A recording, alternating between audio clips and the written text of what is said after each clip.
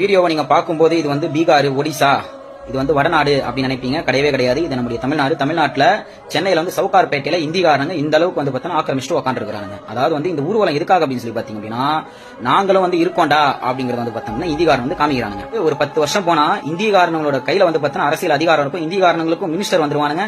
இந்திக்காரங்களும் வந்து பார்த்தா எம்எல்ஏக்கள் வந்துருவானுங்க. நம்ம வந்து அவங்க கையில போய் பிச்சை இருக்கும். கரெக்டா இல்ல நான் சொல்றது? இதே மாதிரிதான் பூந்தான் சிங்களம் ஈழத்துக்குள்ள கொஞ்சம் கொஞ்சமா ஊடுருவி இன்னைக்கு சிங்களம் வந்து பார்த்தோம்னா ஈழத்தை ஆக்கிரமிச்சுட்டு இலங்கை அப்படின்ற ஒரு நாட்டை வந்து பார்த்தோம்னா முழுசா உருவாக்கி நம்முடைய தமிழர்கள் வந்து பார்த்தோம்னா கிட்டத்தட்ட 1.5 லட்சம் தமிழர்களை கொன்று குமிச்சோம். அதே மாதிரி நம்ம தமிழ்நாடு மாறப்போம். தமிழின படுகொலை எப்படி நடந்ததோ அதே மாதிரி படுகொலை இங்க நடக்கும். அப்பதான் உங்களுக்கு எல்லாம் புத்தி வரும்.